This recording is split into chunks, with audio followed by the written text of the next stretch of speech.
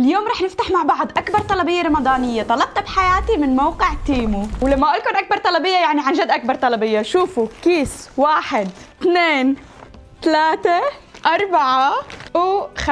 لا بس هدول الأربعة. بهدول الكاس موجودين شغلات كتير حلوة بيخلوني أعمل سفرة رمضانية وأزين كل البيت بزينة رمضان. وما بعرف إذا انتبهتوا بهذا الفيديو لابسة حتى كمان عباية رمضان. شوفوا رح أوقف لكم هاي العباية، عن جد كتير حبيتها، وحتى هاي جبتها من تيمو. عن جد ما كنت متوقعة إنه ألاقي عبايات رمضان هيك تقال. وشوفوا التطريز اللي عليها كتير حبيته. رح نبلش الفيديو بالشغلات الصغيرة ونطلع شوي للشغلات الكبيرة. وأنا عم بدور عليهم لهدول بين كل هالأغراض اللي كتار. لقيت ستاند انا موصي عليه هون، ستاند رح احطه وراي من هدول اللي بيستخدمون للاعراس ولاعياد الميلاد، وبيكون مكتوب عليهم كل عام وانتم بخير. انا وصيت على واحد مكتوب عليه رمضان كريم، وهو اكبر شيء من كل هالطوصايه اللي وصيتها. كثير متحمس له.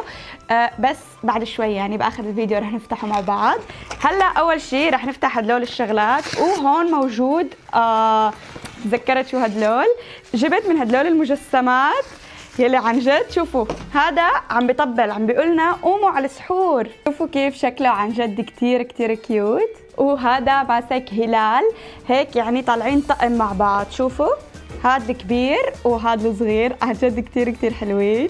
إذا كنتوا مفكرين إنه هدول المجسمات الوحيدة اللي نقيتهم بتكونوا غلطانين. شوفوا هدول كمان كتير حلوين. هاي بنت عم تشرب شاي، وهاي الحجة عم بتسوي لنا أكل كمان للسحور. وهيك بيكون الطقم اكتمل. ماما كتير حبتهم، حتى قالت لي إنه رح تحطهم بالفاترينا لحتى لبعد رمضان، يعني رح تضلها حاطتهم لأنه عن جد شكلهم كتير حلو. وهلا رح نكمل بالشغلات الصغيرة. بتوقع هدول كلياتهم زينة. أول شي هون في بالون. بصراحة نسيت كيف شكله هذا البالون، يعني شو لازم يكون، هو فانوس، هو قمر، هو هلال، ما بعرف، بس رح ننفخه مع بعض. من وين بنتفخ؟ لا بلا. طيب وهاي، طيب معقول هاي ما بتنتفخ بس الهلال هيك؟ هاي لازم تكون منفوخة كمان صح؟ هلا حاليا رح نحطه هون. اوكي لنشوف شو عنا هون. هدول بيجوا هيك كراتين، بتسكروهم من تحت. شوفوا هيك بعد ما عملته لهالكرتون وحطيت البابيوني هون طويته. هون بتحطوا فيهم شوكولا وبتحطوهم ضيافة للعالم اللي رح يجوا لعندكم. كتير حبيت هالفكرة. لازم اعمل اكثر من كرتونة واحطهم على جنب ونعبيهم شوكولا. وهون موجود اضاءة، مو مثل اي اضاءة، في عليها فوانيس. عن جد هاي كمان كتير حبيتها. تعملوا اضاءة بالبيت. شوفوا هون مكتوب رمضان كريم، وهون مكتوب بس مكتوب رمضان كريم. وهون موجود التقويم الرمضاني، يعني ايام رمضان بس بده تركيب. شوفوا شو حلو، بيجي معاه هلال، وبالمغناطيس بتقدروا انتو تحدد، يعني بتقدروا انتو تعرفوا باي يوم. هذا يوم 1، وبس تصيروا بيوم 2 بتقدموه ليوم 2، وليوم 3 بتقدموه ليوم 3، وهيك بتقدروا تعرفوا انتو باي يوم من رمضان. ما تستغربوا ليش جبت علبة محارم، لانه هذا الشيء له علاقة بعلبة المحارم. صح ولا لا مزبوط. بس بتوقع علبة المحارم تبعي شوي يا الله، علبة المحارم تبعي شوي كبيرة على هذا الشيء. شوفوا شو حلوة، كنت احط فيها هيك علبة المحارم، بس لازم اشتري نوع تاني من هاي المحارم تكون اصغر. وجبت كمان من هدول الحنة. انا وصغيرة كنت مدمنة عليهم هدول، احطهم هيك على ايدي واحط فوقهم مي واشيلهم. شوفوا شو حلوين هدول لرمضان والعيد. وهون في هذا الشيء اللي كتير كيوت مكتوب عليه رمضان مبارك. عن جد هاي العلبة وزنها ثقيل. عرفت شو هاي. شوفوا شو حلوة هاي المبخرة. هون بتحطوا البخور، وعن جد يعني كتير ثقيلة وشكلها كتير حلو. حتى انه جبت كمان من تيمو، لقيت بخور فقلت يعني خلص بشتري المبخرة والبخور مع بعض. هذا الشيء كنت كتير متحمسة له، وطلع على الحقيقة أكيت من الصورة. بالله عليكم بحياتكم شفتوا أحلى من هذا الصحن للتقديم؟ هون بتحطوا تمر أو شغلات تانية وبتحطوه هيك على الطاولة، وبتقدموا عليه يعني الشغلات الحلويات اللي بدكم تقدموها بشهر رمضان. بتشوفوا شكله كتير حلو، وهيك ماسك الصحن هيك. وحتى إنه نحن ماتشي عبايتي نفس لون هذا اللي لابسه. هذا كتير حبيته، يعني جعبالي أحطه جنب راسي وأنا نايمة من كثر ما حبيته. وهون عندي كمان شغلات لتزيين الطاولة وللمطبخ. مثل هذا الشرشف اللي بنحط على الطاولة، عن جد شكله كتير حلو ومكتوب هون من تحت رمضان كريم، يعني هيك بنفرد بنص الطاولة هيك على الطاولة، وبنحط فوقه الصحون وبيكون محطوط عليه كمان فوانيس ونجوم. كتير حبيته. وكمان لتزيين الطاولة جبت هدول القماشات اللي بنحطوا تحت الصحن، شوفوا شكلهم شو حلو. هيك بيجوا من القش معمولين، بتحطوهم هيك وبتحطوا الصحن فوقهم. وجبت هدول القماشات لأحطهم كمان جنب الصحن لحتى الضيوف أو نحن هون بالبيت نقدر نستخدمهم كمحارم. أنا بعمل منهم أشكال هيك وبحطهم على الصحن، بيطلع شكلهم كتير حلو مرتب على الطاولة. وشوفوا كيف هيك بيلبقوا لهذا القش، فأنتوا تخيلوا هذا هيك ومحطوط هون صحن، بيطلع شكله كتير حلو. وهون عنا كمان من هدول الكياس القش، هن مو كياس، مكتوب من هون رمضان كريم، لا رمضان مبارك، وهون بنحط الشوكة والسكينة. وجبت هاد قالب الجاتو لحتى أخبز برمضان جاتو على شكل هلال. عن جد قديش حلو تقدروا هيك تعملوا جاتو على شكل هلال، يعني لحاله هذا تيم رمضان. وهون عنا كمان أضواء، ولسه هدول الأضواء أطول وأكبر من الأضواء اللي فرجيتكم إياهم أول الفيديو. شوفوا شو حلوين، نجوم وهلال كمان. هدول بعد شوي رح نلاقي لهم مكان وراي. وطلعت جايبة هدول الشغلات بصراحة ما إلهم علاقة بزينة رمضان، بس كتير حبيت إنه لونهم ذهبي للمطبخ، بس أطبخ استخدم هدول.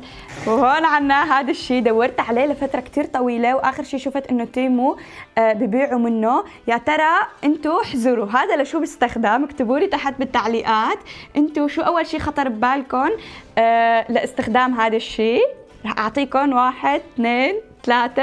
هذا بنحط عليه التاكو او التاكوس، هدول المكسيكية الاكله المكسيكيه بتنحط هيك بيناتهم لهدول. يمكن تحسوها شغله تافهه بس انا كثير حبيت هاي الفكره. انا كل شوي عم بروح على الشغلات الكبيره، بس نسيت افرجيكم اصغر شيء جبته، اصغر شيء واكيد شيء. عن جد انا بعترف انه هاد اكيد شيء بكل الطلبيه. شوفوا هاد هيك لوحين مكتوب عليهم بسم الله، بحطهم هيك بقلب بعض بصيروا مثل مصحف مفتوح. وهون بنحط تمرة هيك، يعني بتحطوا هون تمرة، ولكل واحد على الصحن هيك قدامه موجود هذا الشيء مكتوب عليه بسم الله، وهون موجود تمرة. بحسه على الطاولة رح يطلع كتير كيوت. وكنت نسيانة شيء كتير مهم، كمان كتير مهم على الطاولة، واللي هو هدول. شوفوا شو حلوين هدول الهلال، بتحطوا فيهم الشموع، هلالين ماما صح، طلعت عم بقولها صح. وشوفوا كمان هذا الهلال بتحطوا هون من تحت بطاريات وبيضوي، يعني بيعطي هيك ضوء، لانه هون من جوا في من هذا الضوء. هذا كتير حلو، يعني هيك بس اذا بيتكم كله فاضي وحاطين بس هيك، يعني بيعطي هيك يعني جو كأنه في رمضان. وهون عنا هاي الزبدية، عن جد شكلها كتير حلو. شوفوا الخشب تبعها، وهي زبدية كبيرة، ويعني بتوقع اغلب العالم اغلب العيال بتاكل شوربة برمضان، يعني لازم نبلش نحن بالبيت بشوربة. وشوفوا شو حلو هذا، هيك بتحطوه بنص الطاولة وبتسكبوا منه الشوربة. وهلا ضل لنا 3 شغلات، بس عن جد هدول 3 شغلات احلى 3 شغلات بين كل هالطلبية. واو، اول شيء هو هذا الشيء اللي كتير خايفة اني اكسره، وانا كتير بكسر بالبيت، فان شاء الله هذا ما ينكسر معي. هذا عبارة عن مثل هيك حنفية، لا هو شيء ازاز بنحط فيه مشروب، نحن رح نحط فيه تمر هندي، وهون في حنفيه بتركبوها هون، وهذا ستاند بتحطوه تحته وبتفتحوا الحنفيه وبنزل تمر هندي. انا كثير خايفه اكسره، لهيك رح احطه على جنب واخلي حدا بالبيت هو يركبه. وهون عنا هذا الفانوس، عن جد كثير حبيت انه احط هيك بشي زاويه بالبيت فانوس.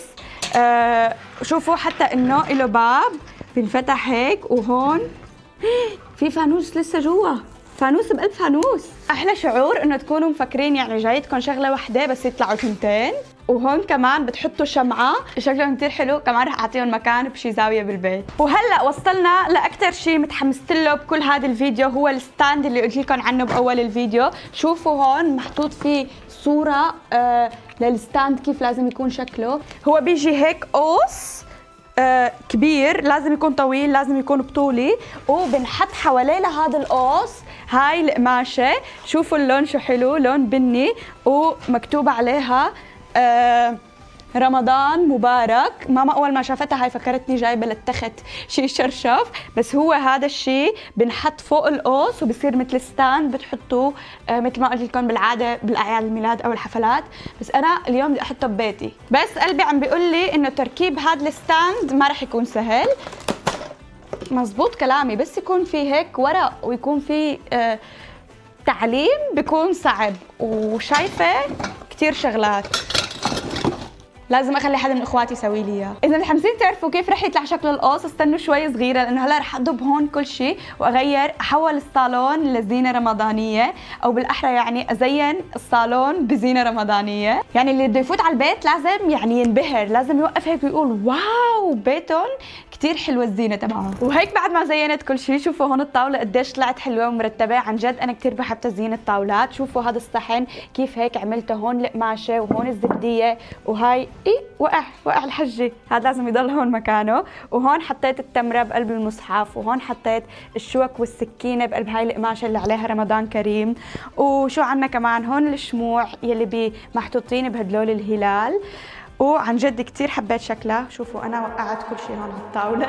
المهم هون عملت وراي الركن هذا اللي عن جد كمان كثير طالع حلو شكله.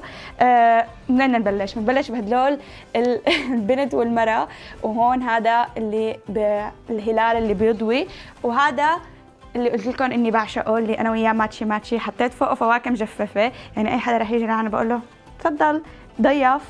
وهون حطيت شو بيقولوا له هاد؟ تمر هندي.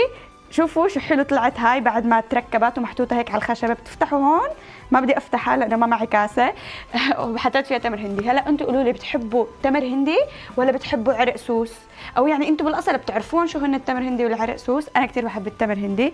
هون حطيت هاي اللي فيها اللي بنعد فيها ايام رمضان، 1 2 3 4 5 فوانيس حطيتهم هون بالارض وحطيت فيهم الشموع.